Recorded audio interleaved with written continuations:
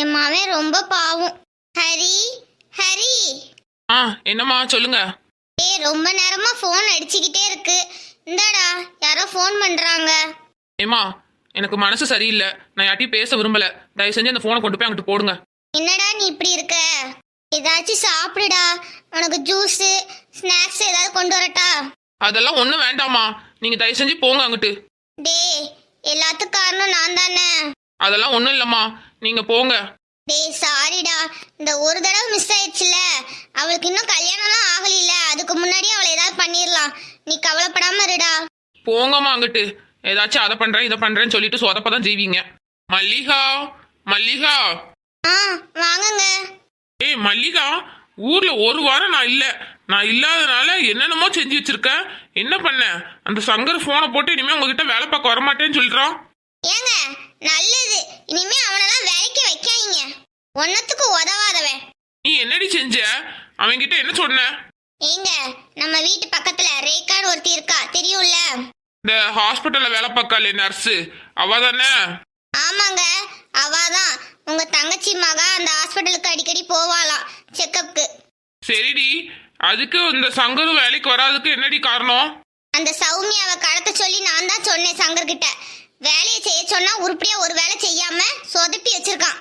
அந்த சௌமியாவை கடத்த சொன்னா அந்த ரேகாவையே கடத்திருக்கான். என்னத்த சொல்ல இவனை, உருப்படியா ஒரு வேலை கூட பார்க்க துப்பு இல்ல. அதான் இனிமே வேலைக்கே வராதன்னு சொல்லி துரத்தி விட்டேன். என்ன காரியண்டி பண்ணி வச்சிருக்க? என்ன ஏங்க அடிக்கீங்க? இன்னும் உன்னை அடிக்காம கொல்லாம விட்டேனே நினைச்சு சந்தோஷப்படு. எப்பா அம்மாவை அடிக்காதீங்கப்பா. அம்மா எல்லாமே என் சந்தோஷத்துக்காண்டி தான் பண்ணாங்க. எதுக்கு எடுத்தாலும் முந்திரி கொட்டத்தனமா பண்ணிட்டு அலையிறது, கடைசியில எல்லாத்தையும் சொதப்பிக்கிறது. அந்த சங்கரி என்கிட்ட 20 வருஷமா வேலை பார்க்கறான். ஒரே செகண்ட்ல வேலையை விட்டு போயிட்டான். அவன் எவ்வளவு பெரிய விசுவாசி தெரியுமா? எப்பா அவன் எல்லாம் வேலைக்கே வர வேண்டாம். ஒரு வேலை உருப்படியா செய்ய தப்பு இல்ல. அவனெல்லாம் இனிமே வேலைக்கு வச்சுக்காதீங்க, அவ்வளவுதான் சொல்லிட்டோம். டே உங்க 2 பேருக்கும் அவனை பத்தி என்னடா தெரியும்? என்கிட்ட எத்தனை வருஷமா வேலை பார்க்கான் தெரியுமா?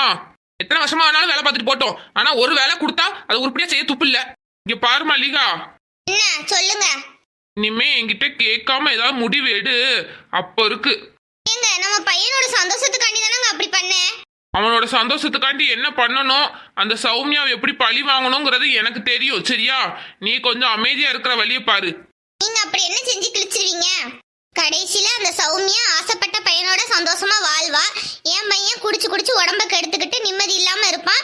அதை பார்த்து நம்ம 2 பேரும் கஷ்டப்படுறதுக்கு இதுதானே உங்களோட ஆசை? உங்க தங்கச்சி மவளை எங்கேயுமே விட்டு கொடுக்க மாட்டீங்களே. இங்க பாரு மல்லிகா, உன்கிட்ட திரும்ப திரும்ப சொல்றேன். அன்னைக்கே என் தங்கச்சியோட உறவு அறுந்து போச்சு. இனிமே அவ யாரோ நான் யாரோ. என் பையன் வாழ்க்கைக்கு எடுத்துட்டால, அவளை எப்படி பழி வாங்கணும்னு எனக்கு தெரியும். நீ அமைதியா இரு. நீங்க என்னப்பா செய்ய போறீங்க? ஆமா, நம்ம பையன் கேட்காமல அப்படி நீங்க என்ன செய்ய போறீங்க? என் 2வது தங்கச்சியை வச்சுதான் நான் அந்த குடும்பத்தை கெடுக்க போறேன். என்னங்க சொல்றீங்க? உங்க 2வது தங்கச்சியா? யார் அந்த பூங்காவனமா? ஆமா, பூங்காவனத்தை வச்சுதான் அந்த குடும்பத்தையே நான் கெடுக்க போறேன். சௌமியாவுக்கு இனிமே அந்த பையனோட கல்யாணமே நடக்கவே நடக்காது. ஏங்க நீங்க சொல்றத என்னால நம்பவே முடியலங்க. உங்க 2வது தங்கச்சி இப்படி பண்ணுவாங்க? ஆமா, என் 2வது தங்கச்சிக்கு என் மேல அவ்வளோ பாசம். அது மட்டும் இல்ல, புஷ்பா இப்படி பண்ணாங்கிற ஒரு விஷயத்த கேள்விப்பட்டு அவ முதல்ல எனக்கு தான் ஃபோன் பண்ணி இந்த விஷயத்த சொன்னான். என்னன்னே, நம்ம குடும்பத்தோட சம்மந்தம் வச்சுக்காம வெளியில எங்கேயோ போய் சம்மந்தம் வச்சுக்க போறாளாம்ல. அவ எப்படி கல்யாணம் முடிக்கிறான்னு பாத்துருவோம். 1000 தான் இருந்தாலும் உன் பையனுக்கும் அந்த பொண்ணுக்கு தான் கல்யாணம் முடியணும். எப்படி வெளியில கொண்டு போய் கொடுக்கலாம்? அந்த கல்யாணம் நடக்கவே நடக்காது அப்படின்னு சொல்லி நேத்து தான் பூங்காவனை எனக்கு ஃபோன் பண்ணி பேசிட்டு இருந்தா. நான் அப்ப சொன்னேன், நீ முதல்ல அந்த வீட்டுக்குள்ள போ, அதுக்கப்புறம் பாத்துக்கலாம் அப்படின்னு சொல்லியிருக்கேன். அதுக்குள்ள அம்மாவும் பையனும் என்னென்னமோ செஞ்சு வச்சிருக்கீங்க. சை, திரும்ப சங்கர்கிட்ட போய் நான் பேசணும். திரும்ப வேலைக்கு வான்னு கூப்பிடணும். அவனை திரும்ப கூப்பிட்டா வேலைக்கு வருவானான்னு தெரியல. நீங்க 2 பேரும் செஞ்ச காரியம் அந்த மாதிரி. ஏங்க சங்கர் கிட்ட வேணா நான் பேசட்டா? ஒன்னும் வேண்டாம், நானே பேசிக்கிறேன். இப்பா நீங்க பேசினா சங்கர் வேலைக்கு வருவானா? அதெல்லாம் வருவான். இனிமேலாச்சும் அம்மாவும் பையனும் எனக்கு தெரியாம எந்த காரியமும் பண்ணாதீங்க, சரியா? எல்லாத்தையும் நான் பாத்துக்கிறேன். சரிங்க, நீங்க சொல்லிட்டீங்கல்ல. இக்கா இக்கா. ஏய் மல்லிகா, யார் இந்த பொம்பளை?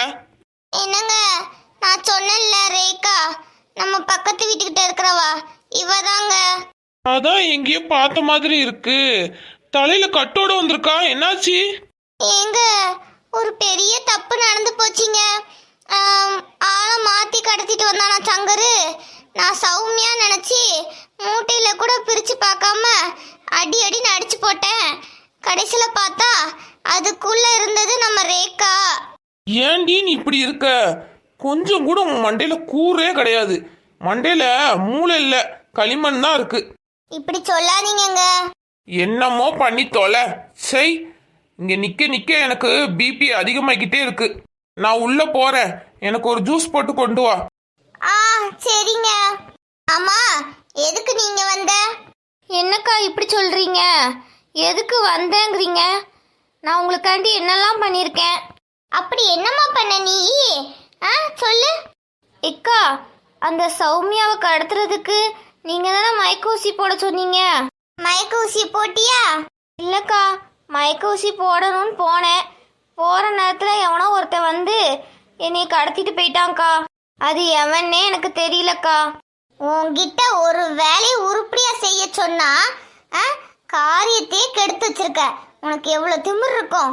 எனக்கு என்ன செய்யனே ஒன்றும் புரியல. கடைசியில் நான் கண்ணை திறந்து பார்க்குறேன், ஹாஸ்பிட்டலில் மயக்கத்தில் கிடந்தேன். என் தலையில வர அடிபட்டு இருந்துச்சு. யார் இப்படி பண்ணாங்கன்னு கூட எனக்கு தெரியாதுக்கா. டே ஹரி, இவளை நம்ம அடிச்சது அவளுக்கே தெரியல. மயக்கத்துல தான் இருந்திருக்கா. கடைசியில கண்ணை திறந்து பார்த்தப்போ யாரோ அடிச்சு போட்டிருக்காங்கன்னு நினைச்சிருக்கா.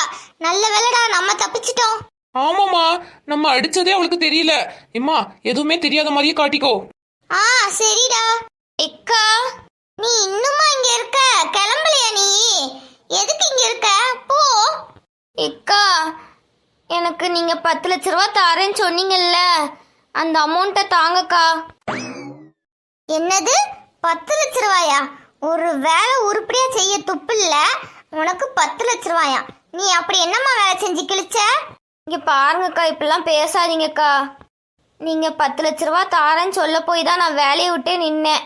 இப்போ என் கையில வேலையும் இல்லை, செலவுக்கு காசும் இல்லை, தலையில வர அடிபட்டிருக்கு. என்கிட்ட ஒண்ணுமே இல்லை. தயவு செஞ்சு 10 லட்ச ரூபாய கொடுத்துருங்கக்கா. இப்போ இங்கேருந்து நீ போறியா இல்லையா? என்னக்கா நீங்க இப்படிலாம் பேசுறீங்க? என்ன தயவு செஞ்சு மன்னிச்சிருங்கக்கா. நீங்க சொன்ன வேலையை என்னால செய்ய முடியல. அதுக்கு நீ இப்படிலாம் பண்ணாதீங்கக்கா. 10 லட்ச ரூபா தராட்டினாலும் பரவாயில்ல, ஒரு 2 லட்சம் ரூபா தாங்கக்கா. செலவுக்கே காசு இல்லை, வேலையை விட்டு போயிட்டேன். வேலைக்கும் திரும்ப போக முடியாது. அம்மா, இந்த பொம்பளைக்கெல்லாம் காசு கொடுக்காதம்மா. இங்க பாருப்பா ஹரி, உன்னோட வயசுல மூத்தவா, கொஞ்சமாவது மரியாதை கொடுப்பா. நீங்க நாங்க கொடுத்த வேலையை அப்படியே கரெக்டா செஞ்சு முடிச்சிட்டீங்க. உங்களுக்கு மரியாதை ஒண்ணுதான் கேடு. போங்கம்மா அங்கிட்டு. அதான் என் பையன் ஒன்னும் தர முடியாதுன்னு சொல்லிட்டாம்ல. மரியாதையா அந்த இடத்த காலி பண்ணு, அதான் உனக்கு நல்லது. காசுக்கு ஆசைப்பட்டு தப்பான வேலை செய்ய போய் வேலையை தொலைச்சிட்டேன். காசும் இல்லை. இதெல்லாம் ஒரு பாடம். என்னை பார்த்து எல்லாம் கற்றுக்கோங்க. எனக்குமே நேர்மையாக சம்பாதிக்கிற காசு தான் நிலச்சி நிற்கும். இந்த மாதிரி தப்பான வழியில் போய் நின்னோம்னா அந்த காசு ஒன்று கூட நமக்கு கிடைக்காது. அதுக்கு நானே ஒரு சிறந்த உதாரணம். என்னை பார்த்து கற்றுக்கோங்க மக்களே. புஷ்பாக்கா, வீட்டில் இருக்கீங்களா? கிச்சனுக்குள்ள தாண்டி இருக்கேன், உள்ளவா. என்னக்கா, உங்க வீட்டில் இன்னும் சமையல் வேலை முடியலையா? ஆமாண்டி, இந்த கொஞ்சம் வேலை தான் இருக்கு. சோறு பொங்கிட்டேன், குழம்பு வச்சுட்டேன். இந்த ஆம்லேட் மட்டும் போட சொன்னாரு. பிள்ளைகளுக்கு எல்லாருக்கும் ஆம்லேட் மட்டும் போட்டுக்கிட்டு இருக்கேன். ஓ அப்படியா, சரிக்கா. எக்கா, வனசாக்கா, சுந்தரிக்கா எல்லாரும் உங்களை கூப்பிட்டாங்க. எதுக்குமா? எக்கா, நம்ம எப்போ உட்காந்து பேசுவோம்ல, அந்த இடத்துக்கு வந்துருங்க. எடி, கதை பேசுறதுக்குலாம் எனக்கு நேரம் இல்லடி. அக்கா, நீங்க வந்தாதான்க்கா இன்ட்ரெஸ்டா இருக்கும். வாங்கக்கா. சரி வாரேன், கொஞ்ச நேரம் தான். சரி சரி, வாங்க வாங்க. இந்த மாதிரி நம்ம கதை பேசி எத்தனை நாள் ஆகுது? இன்னைக்காச்சும் உங்க கூட உட்காந்து பேசலான்னு பார்த்தா நீங்க ஒரே பிஸியா தான் இருக்கீங்க. ஏடி, இன்னும் 2-3 நாளையில நிச்சயதார்த்தம். வேலை அவசரமா பார்த்துட்டு இருக்கோம். எவ்வளவு வேலை இருக்கு தெரியுமா? அக்கா, அதெல்லாம் பாத்துக்கலாம்க்கா. சரிடி, நீ போ, நான் அந்த வாரேன். சரிக்கா, சீக்கிரம் வந்துருங்க. குட்டி, அந்த ஃப்ரிட்ஜில் ஜூஸ் போட்டு வச்சிருக்கேன், அதை கொண்டு போ சரியா? ஜூஸு, ஸ்நாக்ஸு அதெல்லாம் கொண்டு எடுத்துட்டு போ. சரிக்கா, இந்த அடிக்கிற வெயிலுக்கு கண்டிப்பா ஜூஸ் குடிச்சே ஆகணும். ஆமாம்மா, இந்த உங்க அத்தை தான் சௌமியா பார்க்க அடிக்கடி வராங்களா, வரும்போது ஏதாவது பழம் அது இதுன்னு வாங்கிட்டு வந்து கொடுத்துட்றாங்க. அது சாப்பிட முடியல, அதான் ஜூஸ் போட்டு கொடுத்துட்டேன். அதான் ஜூஸ் நிறைய இருக்கு, அதான் நீங்க எல்லாரும் குடிங்க சரியா? அந்த ஃப்ரிட்ஜில் இருக்க எடுத்துட்டு போ. சரிக்கா.